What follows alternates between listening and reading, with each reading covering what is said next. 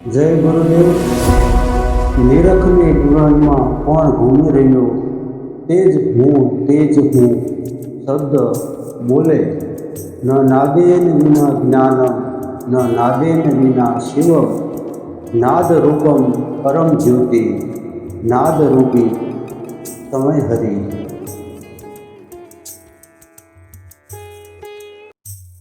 સંતોએ આપેલ પરમ તત્વની અનુભવિક ઓળખ, પરમ અર્થ અર્થાત જ્યાં જ્યાં પરમાર્થ તત્વ શબ્દનો ઉપયોગ થાય છે તેનો તાત્વિક અર્થ કે જેવો કાનમાં તાલબદ્ધ ઉત્કાર શબ્દ સાંભળી જે પરમ અર્થનો લાભ ઉઠાવે છે તે ફૂટકાર શબ્દ જ મનુષ્ય વર્ગને ક્રમે ક્રમે કુંડલીની શક્તિને યોગ સંપૂર્ણ કરાવી આપે છે.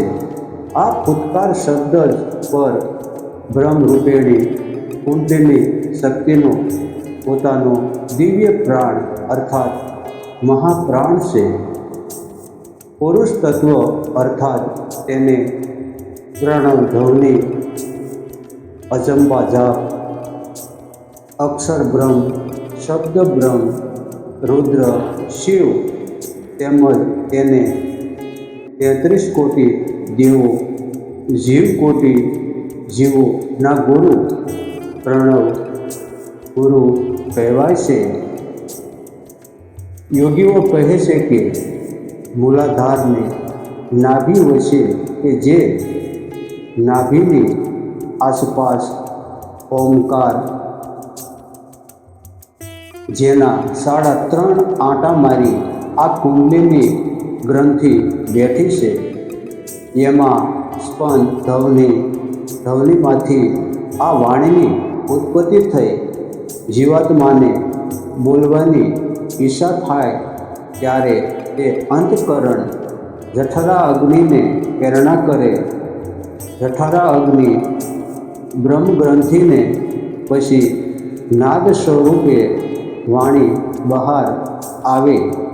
નાદમાંથી સ્વર થયા, સ્વરમાંથી વ્યંજન અક્ષર થયા, અક્ષરમાંથી શબ્દ, શબ્દનું વાક્ય.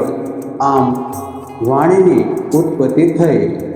વેખરી મધ્યમાં પશ્યંતી પરા શરીર સાથે સંબંધ ધરાવે છે. શ્વાસોશ્વાસ ક્રિયા સાથે જે ધ્વનિનું પ્રાગટ્ય થયું એમાં જ અથી હ સુધીના તમામ વર્ણો થયા. શ્વાસની ક્રિયાની હંસો એવો ઉષાર થાય તેને પલટાવી સાધકોએ સોહમ શબ્દ તે મૂળ બીજ ધ્વનિ વાણીના બીજરૂપ સોહમ માની જીવ માત્રની ઉત્પત્તિ કારણ રજ અને વીર્ય ઓળખાવવા અને ઉપાસના કરવી. આનું નામ મહાપંથ કહેવાયો. જેટલો સોહમનો મહિમા તત્વ જાણીએ એટલું જ ઓછું છે. જેમાં તે થકી આ શક્તિનું ઉત્થાન અને શાલન થઈ મહાપ્રાણ બ્રહ્મરંધ્રમાં જઈ સુગંધ, અમૃત, નાદ, અનાહત ધ્વનિ, વાયુનો સ્પર્શ, જ્યોતિ વગેરેને પ્રગટ કરી નવે દરવાજાને પ્રકાશમાન કરી દિવ્ય પંચભૂત પ્રગટ કરાવે છે.